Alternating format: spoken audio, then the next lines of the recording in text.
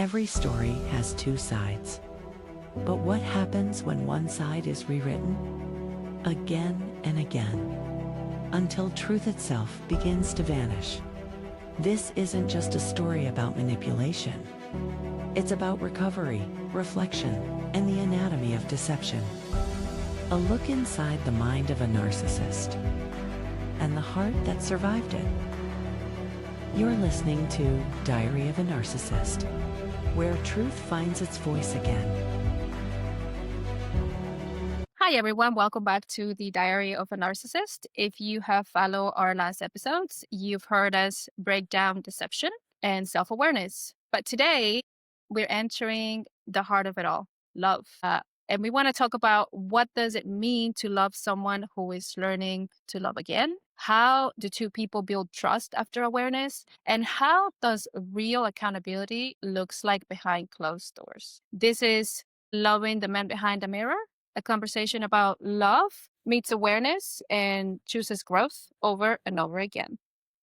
And joining us here today is Heather, Jason's fiance. She's lived through the awareness, the hard conversations, and the quiet moments that no one sees. And before we get to Heather, I like to ask some questions to Jason. Jason, what does love feel like to you now compared to before awareness? My walls are down. My walls are up then, and I was protecting myself. My walls are down now. And what does that feel like? Your walls being down now? Down, I'm receiving, I'm feeling, I want to understand. Now I want to know more about you. I'm not just only taking what benefits me out of the relationship with Heather. I'm actually going the extra mile. I'm putting more effort into it. And I want effort to it. It's not like it's a job. I want to. I'm excited about it. It's just, and I didn't realize that my walls are up. It's a weird feeling knowing that your walls are up. And her in the beginning of the relationship always saying, you're not opening up to me. You never open up to me. I'm like, what are you talking about? I'm not opening up to you. I didn't know what she meant, and my walls are up. Do you feel more vulnerable now? Yeah. Is that a scary feeling? No, it's not scary. It is at first, but I know I trust you, so it's not a scary feeling. I think it's a key point. The fact that you're able to trust each other. I think in conversations before we started the podcast, just kind of brainstorming in different topics, we touched that subject of trust, because in order to let your guard down, you got to be able to trust the person implicitly. When the person is telling you you're acting out, you're being manipulative, you're doing all these things it's hurting me, you got to trust that person is not in it for herself or himself to hurt you. So that is deep trust in the other person. So that is a very important key point, I think, when it comes to the awareness of being narcissistic and how that relates to the other person. Do you still fear being misunderstood or not trusted? I never think about it. I always think everything's good with me and her. So I think that I feel like everything's good with us. So I don't feel like that at all. You don't feel like if you do something, is she gonna trust that is actually true? Do you ever have that fear, like there is some sort of there's a rumor? That might be it, or if there's something happening, you feel like, is she gonna trust that I'm gonna do the right thing? Is she gonna?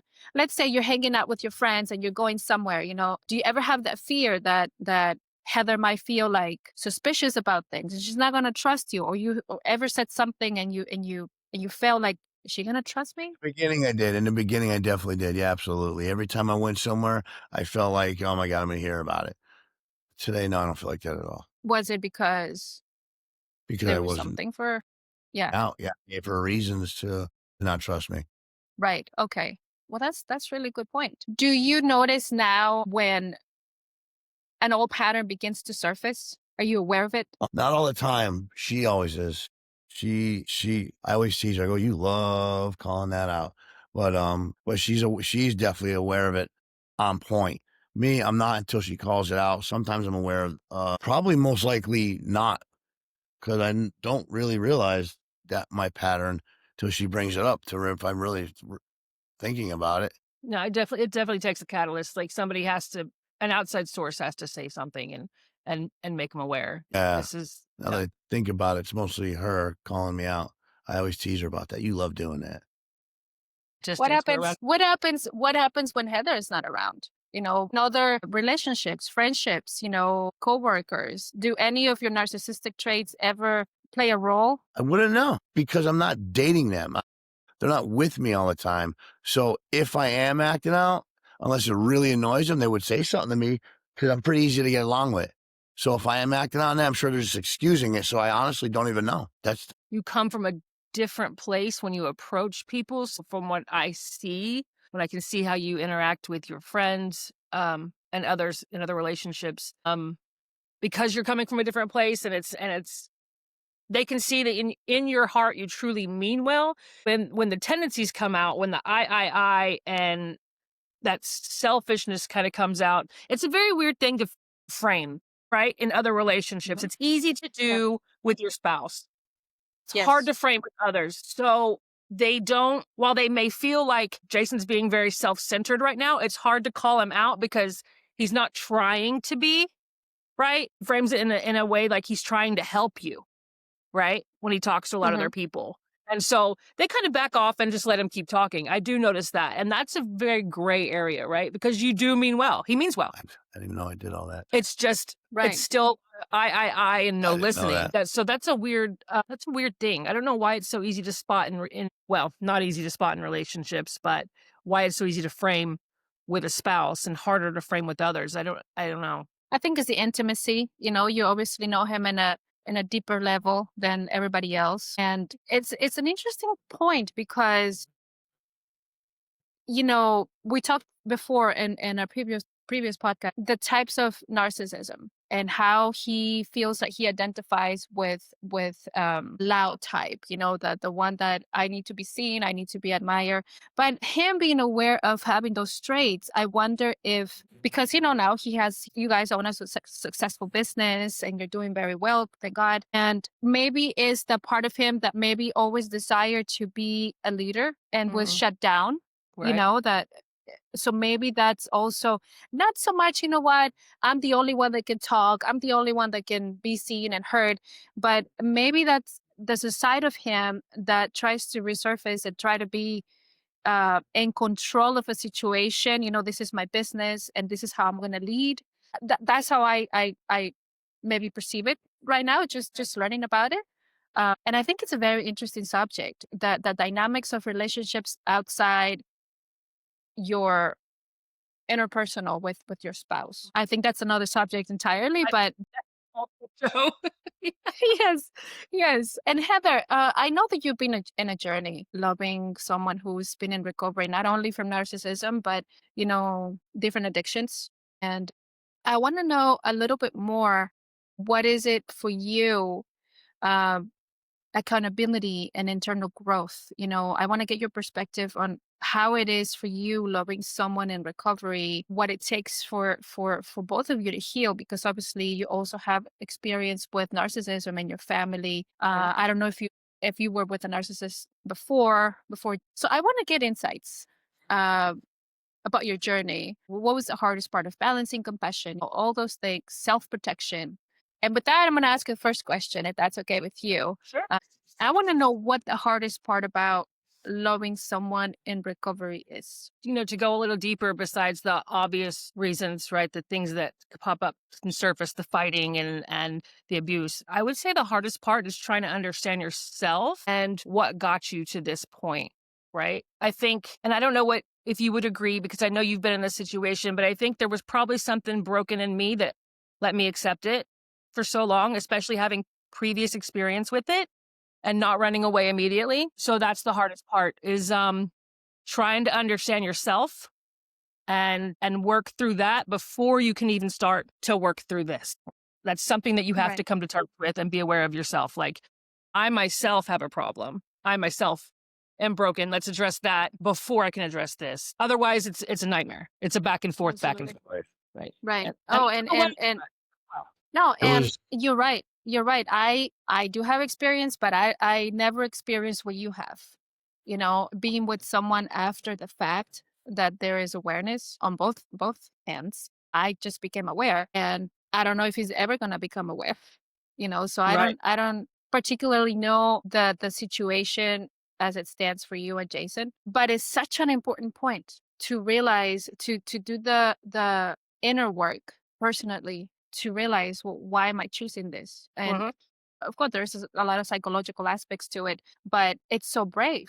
It's so brave. Not all of us can honestly go inside and say, you know what? Maybe it starts with me. Maybe I chose this for myself, and how do I get out of it? Right.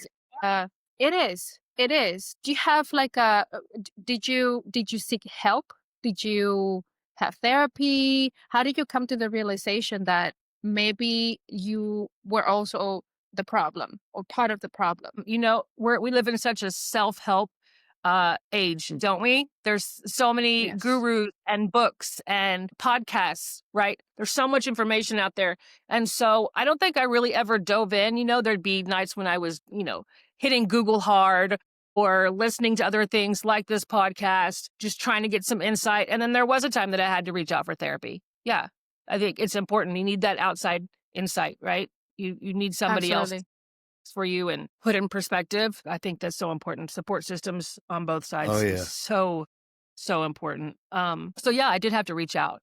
It wasn't just something that it's not an epiphany you have one night and everything changes. It's time, it's experience, it's going through the hard things and trying to understand what is happening right now. Mhm. Yeah, it's a journey. You do have to reach out. Was there a pivotal point in your relationship when you kind of had an outside self moment and thought, wait a minute, this is toxic, this is so unhealthy, I need to do something? You know what? That's where that goes back to the first question, right? Understanding self. I think I asked those questions the whole time, the entire time, right? I could see it from a mile away and I knew it was wrong. And in the beginning, it was easy to walk away from him. I'm not doing this. I'm protecting myself. And then I still let myself slide into it. Right? So there wasn't an epiphany moment. No, there wasn't an aha moment that said, that's it. I'm drawing a line. It's now or never.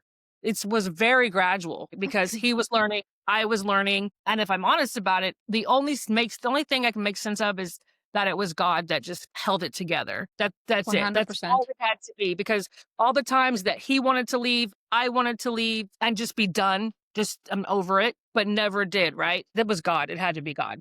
Because my truck was packed several times. Done. Right. So and I think that's probably true. I don't know did you ever feel that with yours? Like we said, Jason was he was very loud with Loud. his traits, right? I can't hide mine. But there's other people that are, I think, a little more smooth, right? So at any point in time, did anything ever click? I know you've just come to a lot of the realization of, things are coming to light now and it's very obvious, but did he ever give you any clues along the way that, hey, this is Well, there were many instances, obviously, even very, very early on in the relationship, there were very serious red flags that now I came to research and realize, whoa, I didn't realize that was happening. But I think for trauma bonded victims, that's Mhm. you don't realize you're in it. And to be honest, I don't think I would have gotten out. I think everything that has happened has been divine intervention. Yeah. I think God had his hand on it the entire time. And I don't know if it is for him, but I know that it is for me, because based on everything I've read, it's not a pretty outcome to get out of a relationship with a narcissist. Some people were lucky to tell the story, some people are not. There are true stories out there where women have been physically hurt, ugly situations, especially when you have children. I I think I would still be in it if it wasn't for God clearing my path and putting him away so that I can move out of the situation. It's not something a trauma bonded victim can just one day wake up Just and say, there are so many unhealthy things that are happening, I'm leaving. no. Because the person, obviously, when you understand the narcissist mind, they're gonna do whatever it takes to bring you Mm. back. Their Yeah. claws are so deep in you that they're not gonna allow you to go, because No. letting you go would mean crashing down in that reality that they created for themselves. You are part of that reality.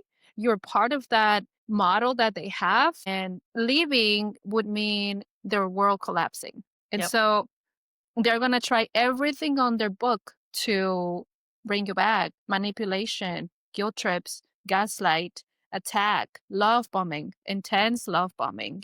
One day they're going to love you and you're everything to them, and the love of their lives, and without you they can't breathe. And probably so, but not because of love, not because they're so deeply connected with you. No, it's because you're a tool in their narrative. And sadly, I think I would still be in it if it wasn't for God. I've come to realize, I even have dreams about it, where I'm so certain now, and I'm so grateful. I'm so grateful that this is happening, because I hope I can provide my children a better future. I feel sad for him. It pains me to know he's in pain, and that this is his reality. And I pray that he gets out of it. I pray that there's a miracle that happens there, and for him to be free and have a wonderful relationship with people who loves him. So yeah, I don't think it's an easy thing to do. Leave the It's not. person, toxic relationship is not. And also coming to the realization, I'm in a toxic relationship, because when you have the intense love bombing, Yeah. you don't think there's anything wrong. You have, he remembered this. Oh my gosh. But you don't realize how this person has studied you. They have Right. studied every insecurity, every fear you ever had, and they have amazing, pristine memory. They remember little details, small details, and Oh, yeah. so when you have that happening on a daily basis, you don't think there's anything wrong. Yeah, every couple fights, every couple have disagreements, Justification. and you try Yeah. to justify everything because of the intense loving followed by other negative things. So I don't think anyone can leave if it's not a catalyst moment, which it was for me. It happened, and then you're completely disconnected. Yeah. I It's think there very has hard. to be. It's a very cunning thing, right? It's a very cunning disease that I agree with you 100%. There has to be divine intervention, some sort of, like you said, a catalyst moment, something big has to happen, or most of us just stay. I don't ever see it ever playing out fully to the end. Darkness is always exposed by the light. I believe that no matter what we do with his actions, my actions, we're gonna get caught. It's always, there's always an end to it, and this was his with this moment. It was the end for this moment, for this Right. story. So Right. same with me. My stories, I had multiple stories, and I'm like, okay. I look back, I'm like, oh, like we talked about it in the first episode, my past, so my relationships. I didn't understand why they're ending, and now I know about narcissism. Every relationship that ever ended with me was because of me, because of the way I was acting. That's a good point. Like we just touched on, Liz and I did that. It's hard to leave a narcissist. So why do you think your exes were able to make that decision? We talked. I answered the question for you too. Same question. That's a good question. I was thinking that too, and they always just say to me they stuck around because I had a good heart, and they know I meant well. They knew I was broken, and they tried excusing that brokenness.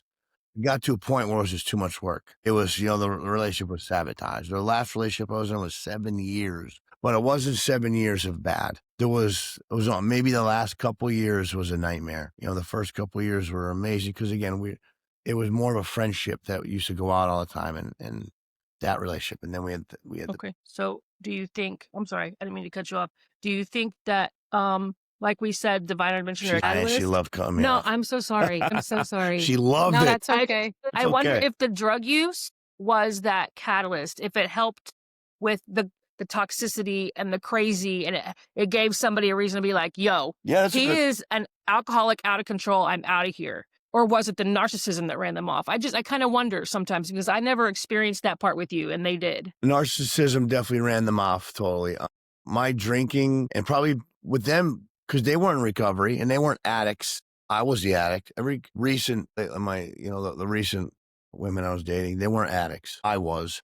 So that's what made it worse. I was the addict. My narcissism actions flew out full blast when I was drunk or high. And they would drink regularly and they'd be like, And I know even my own girlfriend wouldn't even want to hang out with me when I drank. I remember saying, have one beer. Here, eat. They would feed me after I drank because they knew I'd fall asleep. Swear to God. I'm not going to say names. And you know who you are. And I would, I'm like, I'm not. And I caught on after like the 5th or 6th time. I'm like, I'm not eating. I was like, I want to have a couple more beers. So, and that's why I was like, why do they want me to go to sleep? Am I not fun? No, I was acting. It's just my world was, I was just being selfish and self-centered. It's not fun to hang out with someone like that. So the notion of you having a good heart is what kept them there. And you think that what gave them the courage to finally leave the relationship was the fact that you were just not fun to be around when you were drug not using or... It was just because I was so selfish. You know, even when I look back, I had someone say to me, it was actually my ex. She's like, when I call, like when she would call me, I would immediately start talking about my day. I would never say, hey, how's work going? How's work going? She'd be calling me to vent because she's having a hard time at work or whatever event was going on. And as soon as I'd answer the phone, hey, me, I'm doing this. And when I got called out on that by her, I didn't get mad either. I was like, I hated that I was so self-absorbed, like everything was about me. And I still probably do it. I probably do. There's times. So there was... I know I got better at it because I'm aware of it. I think you had to train yourself to ask that question. How was your day? To retrain my brain. He had to train himself. That comes out of his mouth before anything else. Now, the rest of the conversation will definitely be about him, but he asks. Even if I don't care, I'm like, I don't even care what this guy's day is about. Hey, how was your day? Good to know. I want to pay more attention now when you call me. Yeah. Yeah. But so then you don't think there was a key moment in your past relationships where your former girlfriends would say, you know what, I'm out of here, or that finally gave them that courage to leave you? Because like we said, trauma bonded victims, it's not easy for them to leave. Was there ever, no, were you ever aggressive? Were you ever verbally abusive? Yeah, not grabby abusive, but verbally abusive. Always the verbal assassination, I was called once. And I'm like, what the hell is that? It sounded cool. And then when they told me, I was like, that's horrible. I don't want to do that. And that's what I was called. And this was only like 5 or 6 years ago. And then I started focusing on that. And it's hard because once my anger comes out, it takes control. And that's another issue that I've been worked on, and I will always continue because it doesn't just, it's you just when you think it's gone, it comes right back. So you always have to be aware. Like me, I'm so broken in so many areas. I have to be aware of so many things: my anger, narcissism, lust, gambling, you name it, everything.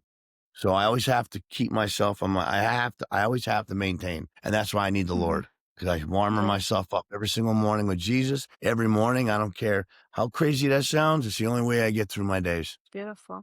And Heather, what is it for you guys? How do you handle boundaries now? Are you able to set any boundaries at all and have them be respected? We're still learning. That's an ongoing thing. So what it looks like now is I've had to learn to regulate my immediate response and emotion to a situation because it's just going to blow it up. So you have to turn the other cheek before you can be so bold as to set a boundary, right? You have to let what's going on happen and walk away, turn away, be quiet, and give him the space that he needs to understand there was an issue there at all, right?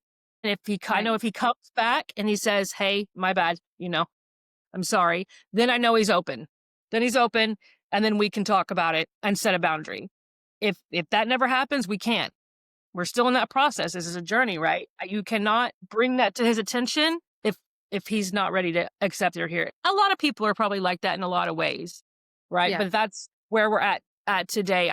I can't make it sound like just because your narcissist is aware it's going to be easy.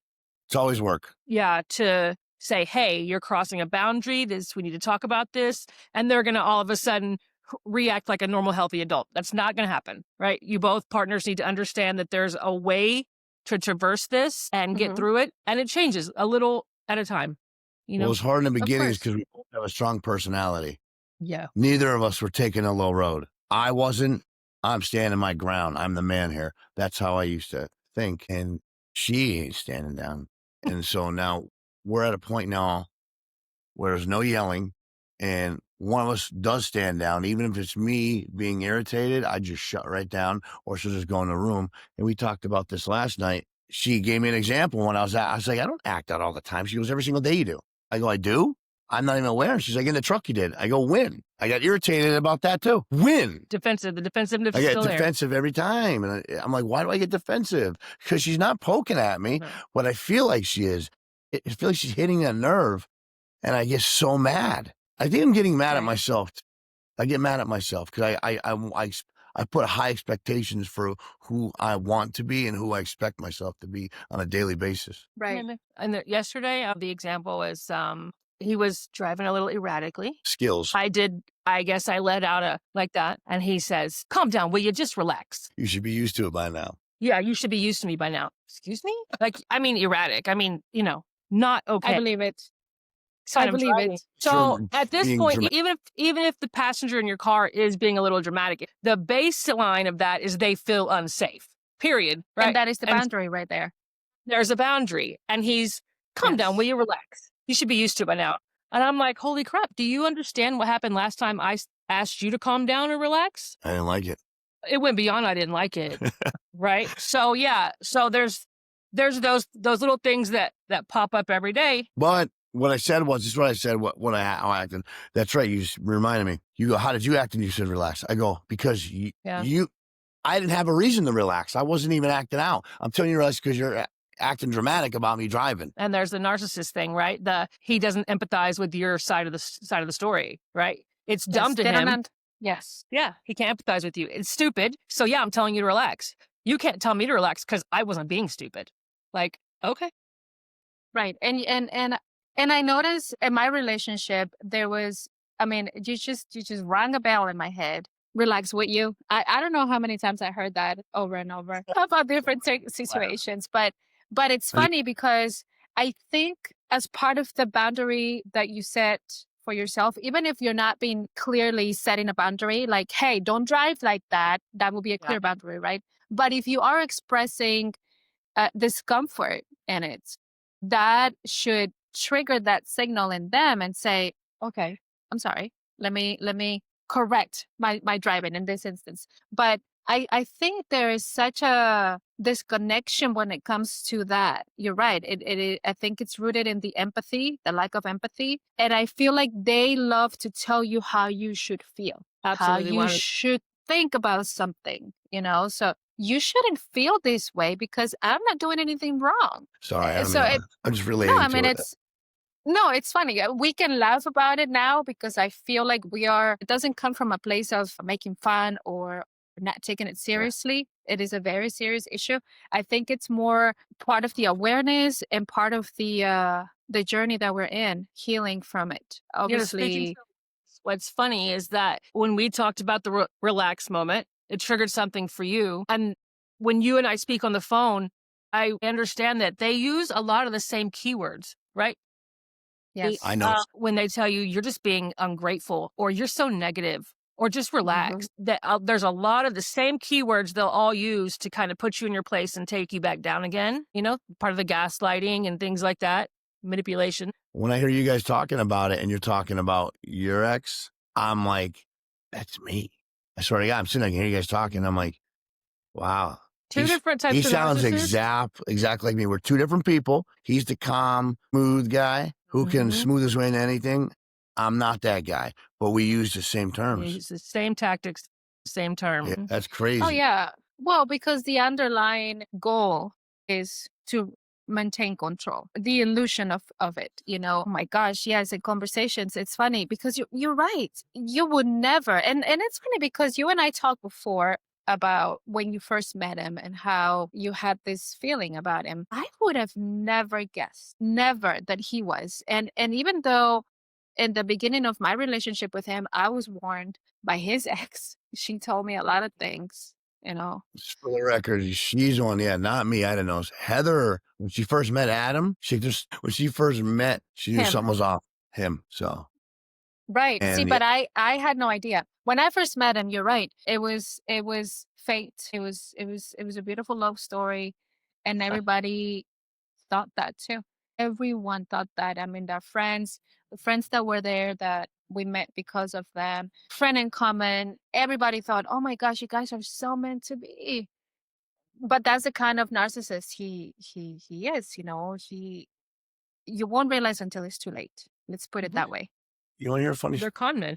I got a text message this morning after they watched the first episode. Very, very, very good friends of mine, and I'm not going to say their names. There's two guys in my life that were very, very narcissistic and like sociopaths to me. They are, and they brought up their two names. Was that about them? I'm like, not them specifically, just in general. We're trying to help people who are in it. We're not attacking anybody. And it was funny that they brought up those two names, and I'm like, wow, like they already knew. They know, and they always told me, why are you hanging out with him and him? Didn't know. I was even blinded by the. I think that goes back to what Liz said when we asked about why it's easier to spot outside of a relationship when you're too close. When you're too close to the I was really situation, close. the intimacy, it's hard to see. You're These- blinded. These guys I love to death, man. I would have taken bullets for them. I've done anything for you, and Liz, you know that. You've been around for a while. If they called, I was there, man. I was there. And these last couple of years, it was, you know, they ran me into the ground. Yeah. Even me, it ran into the ground. Yeah. It's Well, hard it's to spot interesting sometimes. because it is hard, but it's funny because in our previous episode 2, I think we talked about the anatomy of deception and how, you know, some friends who they truly believe their own lies, and how that bother you. And it's interesting coming from a narcissist as well, that listening to their lies and listening to them lie to other people, it bothers you. And I think it comes from that awareness that you have now, you know, even though you're not very intimately with these people, you know they're lying. You know it's not true what they're saying, and how they're just fooling and conning people around. I mean, it of course is going to bother you. Yep. The previous guy It working will for me. bother anyone. Yeah, it drove me nuts. The previous guy working for me. Only in the beginning, because he was just working for me. We weren't best friends, but it got old after a couple of weeks. I'm like, all right, enough with the stories. Story time. It's like I said, acting. As actors, or most of them probably narcissistic, and it gets old after a while. I was like getting irritated. Like, all right, enough, dude. And I pulled him aside. And the funny part is, after I talked to him about it, he denied it. It's tough with the performance. It's very tough to spot it. It takes someone who has been around it, like Heather, for example. She's thought there was something off about him, and I've talked to other people about it, and they're like, I always kind of knew. Just the conversations that did not make sense about the business, about this, about that. They seem too performative. I guess when you're in it, you just think it's a normal thing. You know, you listen to it every day. You know, if I'm thinking about this, our particular situation, the three of us, what set me off about him was because I had intimate knowledge of a specific subject that he was trying to use to pull the wool over everybody's eyes, right? Oh, I see. Yeah. Smart. I said, wait, She's he's telling smart. me a story, and I'm like, that is absolutely not how that business works. That is not how that Right. works. That's Yeah. not what happens. Right. I didn't know, Right. so I believed everything out of his mouth. So these are the con men and women, right? And they, most of the time, they will know who they're talking to, especially if they're targeting you. So if it's going to be a spouse, if he's going after you or Jason's going after me, they're going to know what they need to know to curate the story. Yep. Right. Absolutely. So you were modeling, right? When you met him? Yes. Would he On and ever, off. I don't think he would ever come at you. Did he ever come at you like he knew everything about the modeling world and this is how it worked and did he do that? I don't think they do, right? Because they know they don't have all the intimate knowledge you do, right? So the only way they can fake you is to act like they know everything about everything else, right? That's what triggered me. I had intimate knowledge of something that he was trying to use to tell a story, and I was like, no, that's not it. And I even got irritated because I was so mad that no, Adam would never lie to me. Adam would, again, we cut that out. So anyway, I never thought that he would lie to me. And I got mad at her, not out loud, but in my head, I'm like, she doesn't know what she's talking about, but and she's very smart. So she's done a lot of things. So she knew, She is. and she was right. So those people, I think you said that have told you now, you know, when I met him, I knew there was something off. It was probably because they had intimate knowledge of some subject that he was blurring off about. And, there was a little red flag. Like, that's not right. That doesn't sound right. But it takes that intimate knowledge. Otherwise, you're completely blinded. They are that good. Absolutely. And it's so true. And it goes back to one thing we were talking about the other day. with Jason, like how he had to know so much about a person. You become a target and they study you and they want to know what you want, what you need, so that they can tailor that to you. They can customize themselves per se. Okay. But you had a word for it. He and pamper. Oh no, I told the other day, I told Jason that, it's grooming. He groomed me. Adam's again, let's cut that out. He has been grooming me. It's grooming. When she said that, I reflected all the way back to 2009, 10, when I started hanging out in Florida. And I'm like, everything that I liked, he enhanced it for me. Like he took care of it. And then when it came time, whether it was good or bad for you, good or bad, it didn't matter. Good or bad. He wasn't a friend. No, he was just going to be sure that he spiked that dopamine in you, and you were always more. It's him, crazy, more him. huh? Now I'm more aware of that. I can see that now. I see it. The grooming is a big part with the narcissist in our lives. It's a huge thing. Yeah. The conditioning, they condition you for many different things. My case, and let me go back real quick to what you said. I was doing modeling. I was in and out of it. I was just getting out of a relationship. And I think our conversations were not so much about what I was doing professionally. I mean, I was working at an art gallery, and it was a lot of conversations about art, what my favorite artist, or, anything related to art history, which I love. And there were conversations about that. But I think it was mostly, let me learn what you've been through so that I can be the complete opposite of it. And I think that's part of the tailoring to the person, that their new supply, as they call it.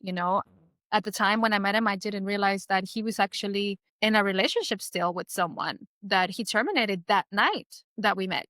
And so that's just because of the kind of personality that we're dealing with. But there wasn't so much, modeling this. No. It was more about, okay, I met you in the art space, so let me talk about it. I'm an expert. Yes, absolutely.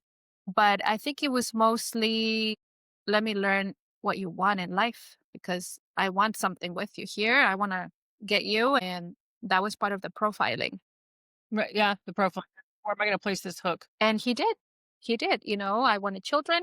He had two. And I absolutely love them, and I loved them the moment I met them, and from then on, and it was everything else that I ever wanted. Yeah. So that's what happens, and yeah, of course, absolutely hard to see it. The narcissist, they always have to be either the victim or the hero. Right. I'm gonna be the victim in your life. I'm not doing anything wrong. You're being mean. You are being evil towards me and not understanding and not loving me enough. Or I'm gonna be the superhero in your life, which goes back to Jason. He was always his savior. He was always the friend that was helping him getting ahead in life. And when the roles switched, it wasn't pretty. It wasn't No. when Jason is being the hero now, it's met with lack of gratitude and appreciation. Sadly, It changed the narrative. Exactly. And we still haven't seen the end of that, but No. definitely hard to spot. Because it's so hard to spot. I wanted to know, Heather, from your perspective. I don't know if you guys had an on and off relationship where you broke up and then back on, and but for you, was there a moment when you realized he was truly changing, not just performing? I thought about that this morning, actually, at length this morning. Again, no, there's no aha moment. There's no huge epiphany or a day you're like, wow, he's changed. He's different. We're good. I think, the only way to answer that is to say that I could start noticing subtle changes in his reactive behavior. The narcissism and the traits were still there, but the reactive behavior got a little more different. Was very subtle, right? And then it took a little while. They would start to be a little here, a little there.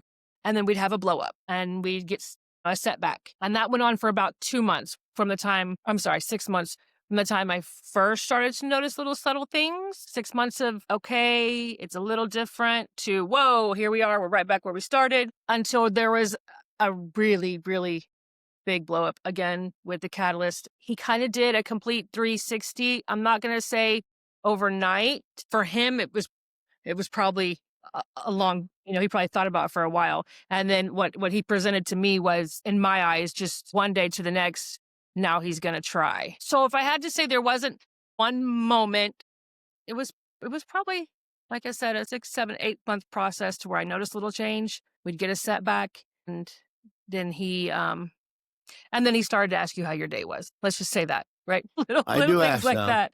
Little things like that. I So it's actually care how not, your day's going. I asked today. yeah, it doesn't just happen overnight. It's a slow and steady process. Yeah, Right. it is. Honestly, Was- Liz, I don't think that it didn't have anything to do with me.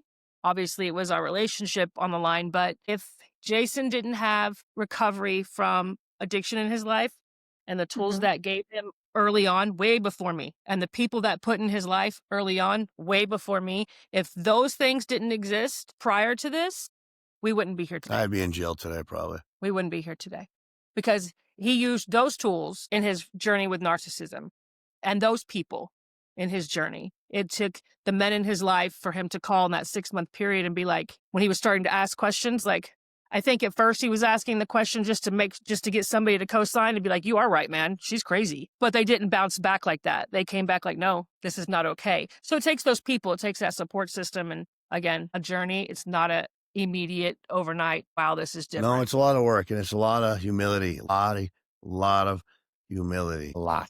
Especially when you go into the conversation asking whoever you're talking to in your men's group, you ask them, hey, this and this happened. And you know for 100% you're right. She's wrong. And they come out and say, no, you shouldn't have done this. You should have done this. You shouldn't have done this. And then I got to put my tail between my legs and I need to apologize. And I just can't apologize. I have to change. I can't do it again. It's insanity if we keep doing it over and over and over and over again. Absolutely. That's the thing. I think, Liz, if you agree, like with the narcissism, it being so cunning, it takes an outside source to. I don't even know how to word that, but if you hadn't had those recovery tools in your life, like I said, I'm not sure we'd be here today. So No. I don't know what that means for somebody like in your position, Liz, where your narcissist doesn't have those tools. If he was surrounded by good men, he probably wouldn't be where he is right now. Well, you see, he was in therapy for the longest time, for years. And I actually joined him in a couple of sessions, and then we moved away from the therapist, and then those sessions stopped. But I realized on those sessions, it's kind of hard to admit, but Wait a minute. he was actually fooling the therapist as well. I just saying that. I know that There was no authentic, let me lay it out for you. This is what my life is like right now. And I don't know what, to me, it felt like really one-sided from the therapist point, which it shouldn't be. There's no taking sides, but it was always so understanding. And I'm not sure the job of a therapist, a psychologist, is to understand you and make you feel you're being understood. Always, like when I'm getting help, when I'm in therapy, the people that had helped me before were very analytical, and they would prompt me to think. Why, how, what can you do to fix this situation? I'm not there to be pampered. I'm not there to be cuddled. You know what I mean? I'm trying to fix a situation that is hurting me and potentially somebody else. I don't need you to tell me, oh, I get it. No. You're right. No. You know what I mean? No. So when I noticed that, I was very uncomfortable, and I'm still am. I still think he managed to lie to a professional, and that is very scary, because even now he says, I'm receiving therapy, I'm doing that work, I'm doing this, I'm doing that, and I can't trust it. I cannot trust it, because how can you change something if you cannot be honest even with yourself about who you are, really? Right. Yeah, you can't. no, you fix can't. it. Yeah, no. No, that's why I think so- it took to Jason's addiction, right? It took that for him to start getting in, putting himself in a place of awareness, right? It was easy to admit that I have a drinking problem. That's very obvious to me and myself and everybody around. Whereas narcissism, not so obvious all the time. Even if he is a loud one, the people around you may not see it. So it took that thing to put him in the places he needed to be, and know the people he needed to know, to start seeing a little awareness, even if it had nothing to do with narcissism at first or even years down the road. But that's what it took. So I agree with you that if somebody can't admit there's nothing wrong with them, that there's something wrong with them, then no, there's no foreseeable way out, right? There's they're not willing to receive help if you can't admit that you need help. I would have never worked on it if I never met you. Really? Yeah, an issue. Because I heard it every day, every day. You made sure I knew that I was a narcissist. She made sure I knew. She made sure it was a topic of the morning. Here, She made today's word of the it. day, narcissist. Wow, I didn't know that. No, you know what really was a little bit more of an eye opener, like we needed anymore. When you start to see the same traits in your children, the same manipulation, the same tactics start to come out, and you're like, whoa, I think for Jason too. And then it's like, okay, when it's thrown back in your face, right? It's a little Yes. harder to ignore. Again, yeah. though, you didn't have the previous tools, probably still wouldn't have been aware of that either. For Yeah. me, in my part of it, like you said, reminding you every day or making it the topic of the day is like, I'm starting to see this in my stepson now. So I'm starting to see these things. And Right. this is okay. Definitely a bridge to recovery, having the support system. And it's funny because I think it's a topic on its own that we're gonna have in this first season, talking to someone, an expert in addiction and how that plays a role in narcissistic tendencies. And it's mind blowing, really, to learn that there's a correlation to it. In my case, he was also an addict, and he had the support group. However, it goes back to the same thing again, not honestly sharing anything about what really is happening, not having the willingness to be vulnerable and commit to that. You know what, if I open myself with these people who are going through the same thing that I'm going, there's nothing to be ashamed of because we're all here for a reason. We all are. I think that hurt him, obviously, not opening up and having the tools. I went to the support group that was part of that particular addiction, and they told me this is what they're supposed to be doing on their end to better their lives, to better the relationship with you, to regain trust, to rebuild trust, and he wasn't doing it. One of the things with his addiction was that he was supposed to surrender every financial control that he had. That didn't happen. Yeah. Are you kidding me? Are you kidding me? How would that happen? No way. And so you're right. I think it's key that you find help, identify truly what your issue might be. If you're having an addiction, find help for that addiction. And then maybe that will open the door to realizing other things that are hurting you and hurting other people as well. Yes. You together, guys, definitely make sense. And I think it's also divine that you are together because you complement each other. You're not just taking away from each other. You are so strong, Heather. And you have, I think, thank you. But I think you jokingly say, oh, that's the word of the day. I think she might have saved your life because where would that lead if you not became aware of it? How much more devastation could you have caused? I'd probably be in and out of relationships or get to a point where I'd be alone. I would, honestly. But that wouldn't look pretty. I mean, think about it. You have a son. Heather is a mother to him. He has his own biological mother, but Heather she has been his mother and will become his stepmother. And my own experience, I have 2 stepchildren, and I know how that is, how we see so much and we try to protect them. We try to shield them from whatever BS you're pulling. It's not easy calling it out. I mean, in my case, I couldn't. I'm sure Heather does. She's going to become his mother officially. And that brings up a whole new set of questions there. But being alone, that wouldn't look beautiful for your son. No. Without having the compass that brings you back in to awareness, true awareness, I think it'll just be sadly very painful and not just for you, for your son, your ex, the people that are now you're having a wonderful relationship with. So I think she saved your life. Yeah, I agree. You're welcome. How does it look like for you guys now? How do you? I already know what. I'm just kidding. She slipped me a 50 before the podcast started. How do you guys repair after conflict though now? How do you repair connection after conflict? She always admits she's wrong. Well, that's the first step to repairing it. Yeah. One of you have to admit it, right? I always do. He's really good at at admitting he's wrong. Sometimes I do think it's just because he knows what he's supposed to say. It's just to rearrange the. He does say that. Just shut up talking about it. I'm done. I'm sorry. You're right. It's over. When I do that, that's I'm just trying to get past it. Like I just said, I know you still do that. So repairing it is what does repairing it look like for us? Just growing. Just keep learning from just keep getting better at the conversations. Me getting better at feeling like I'm not being poked at. So you don't have to shut down if you see me shutting down, so we can work on it. That's how we can grow, my opinion. Being steadfast. Steadfast. It has to become a habit, right? A daily decision. Yeah, yes. It's not going to just turn into this natural thing. No. Let's keep working on it. Same thing with my anger. Same thing with my addiction. Everything, I have to maintain it every single day, all day. Right. Well, it's not. It's because it's not a right. No, of course. I mean, you're proof of that. But and because it's not healing and learning is not a linear thing. You know, there's gonna be days where things don't feel easy. Maybe days where you feel like you're starting over again after having accomplished so much in your relationship, but you're willing.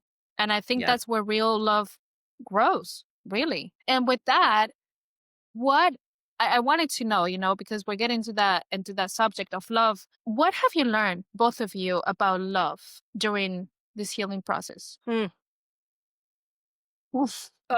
Without sarcasm.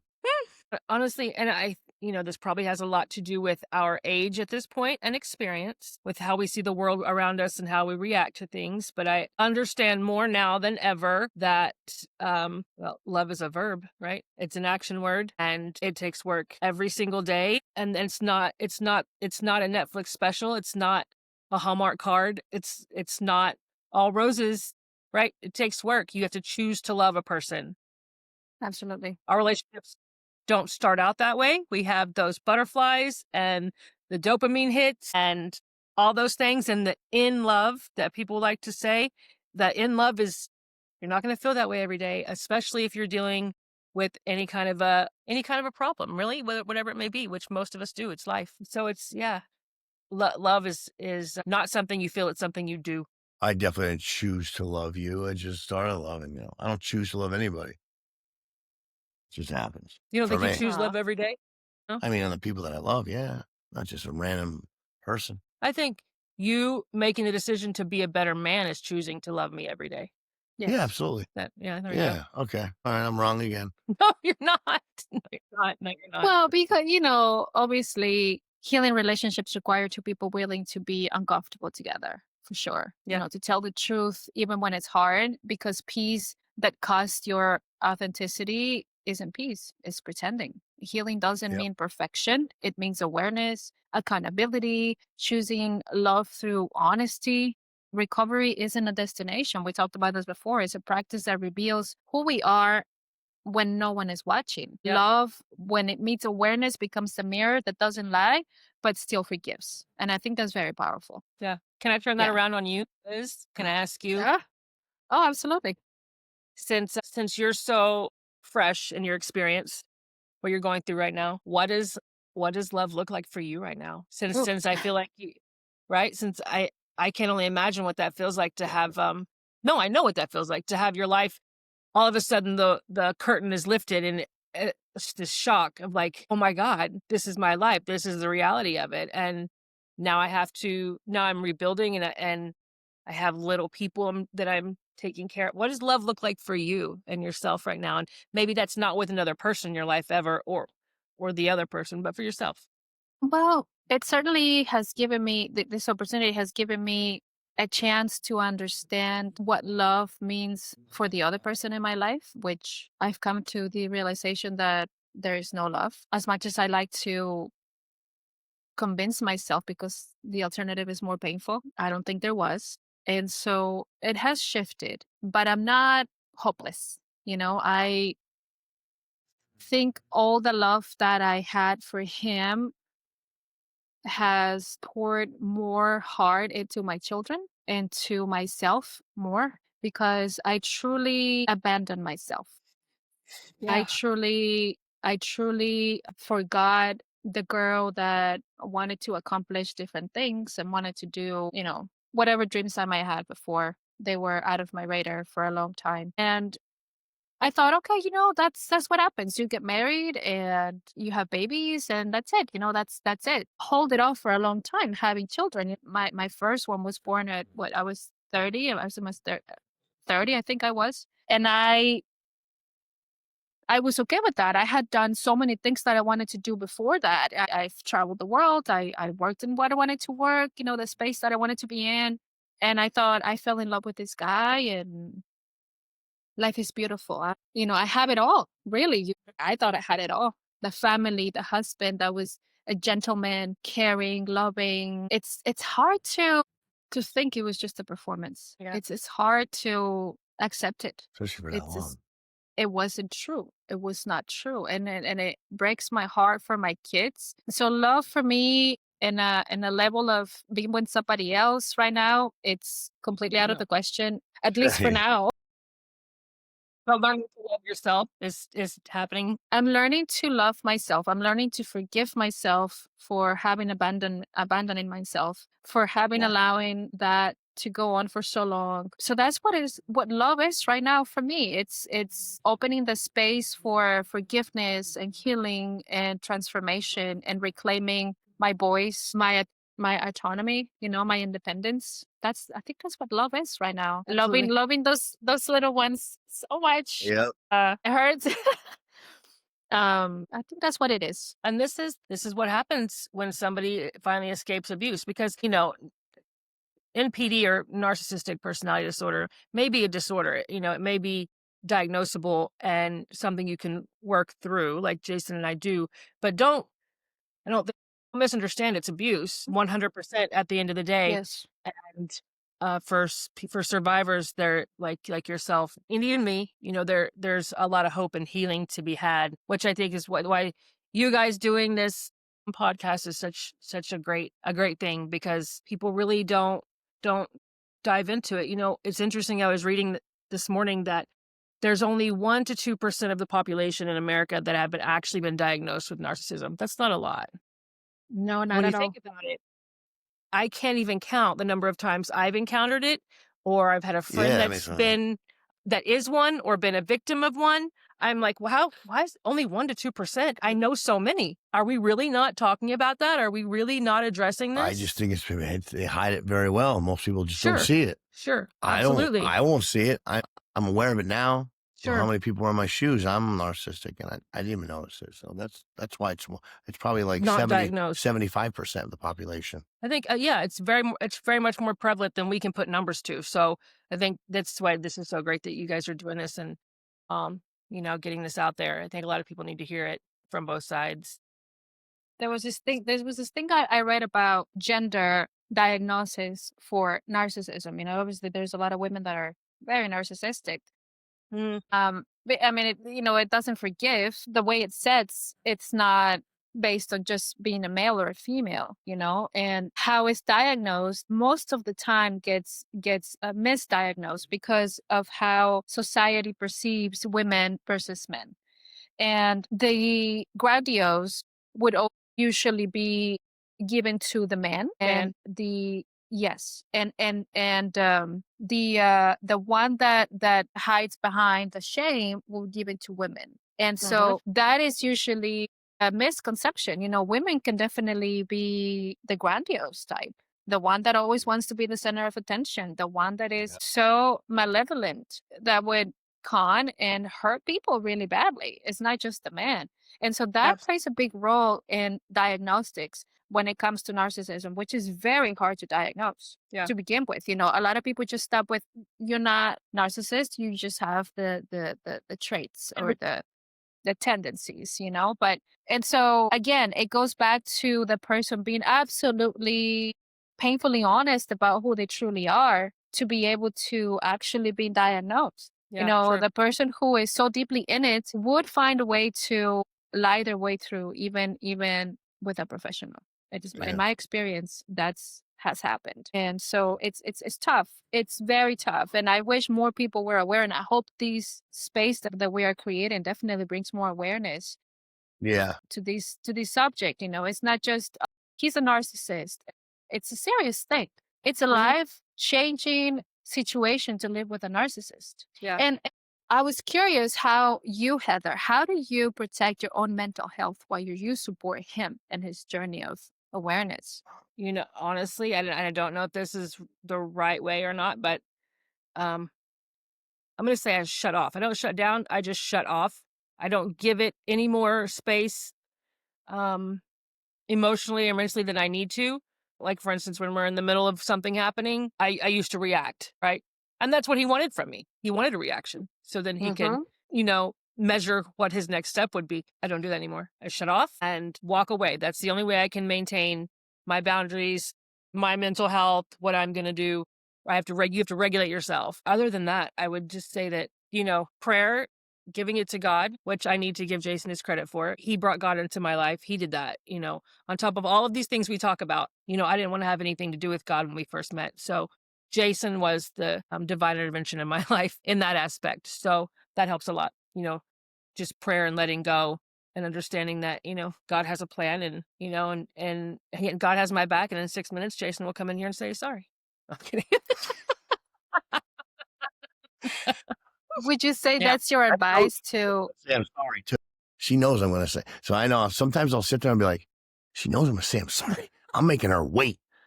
And like 30 seconds, like, I'm not supposed to. So I said, all right. So I don't always apologize. I always fight it sometimes. Oh, you're funny. I hate it. Anyway, I'm sorry. What were you saying? My bad. Recovery is messy, right? No, I just wanted to know if that would be the advice you would give to someone who is loving a person in recovery, prayer or is there something in particular you would say to someone? Yeah, when we began this episode, we touched on the fact that you need outside sources. You need an outside voice a lot of time because a narcissist has essentially removed your voice, right? Or turned it into a very negative voice inside your head. So Yes. you need an outsider's opinion, right? So reach out. And, not always to friends. That's not always going to be a good thing because we all know which friend to call who's going to just have our back and is going to dog him and leave him and he's no good. And we know that friend that's going to call and be very logical about, we know who we can call. And I think we call the right ones at the right times when we want to hear what we want to hear. So you need an outside opinion a lot. Albeit therapy, right? A third party intervention is really important. And understanding how to emotionally regulate yourself so they don't get a reaction from you, right? That will help protect your mental health and your peace and prayer. Yeah, and prayer. For the record, Beautiful. I have no friends that co-sign my bullshit. If they're co-signing my bullshit, I honestly know they're really not my friend. Friends, true people who really love you and care about you being a better person, call you out. When I call some of my friends out, I don't see them for a while. They can't handle it. And I'm not going to co-sign it. I won't. You shouldn't. Yeah. So, no. Especially when it's hurting somebody, you should not. No. All right. Well, I'd like to ask you guys one last question before we close the episode. How do you know when to lead with softness versus firmness? In English? How do you know how to approach the situation, whether to take it head on or do something a little more subtle, right? I take everything head on. It's not always the right way though. I'm very aggressive. That's my problem. Yeah, I don't think, I really don't know how to answer that question either. I think every situation presents itself differently and you have to understand it, your surroundings, what's happening. You have to be aware. There it is. The awareness again. There it is. There it is. There it is. There it is. Yeah. Yeah. Well, thank you so much. And try your best. Just try. Yes. Try always. Yeah. Right. Well, Heather, I'd like to thank you so much for joining us today and opening up the pages of your book here for us, giving more insight into what it's like to be in a relationship with someone who is still in recovery, who is still going through the process of change. I'm sure it's going to help a lot of people feel seen and validated. And if today's conversation spoke to you, share with someone who might need to hear it. Follow us and keep us exploring. Send us some questions. We would love to go deeper in the layers of healing, awareness, and love. Thank you for listening and for choosing growth with us. We'll see you in the next episode of the Diary of the Narcissist. Thank you for watching. Thank you for listening. See ya.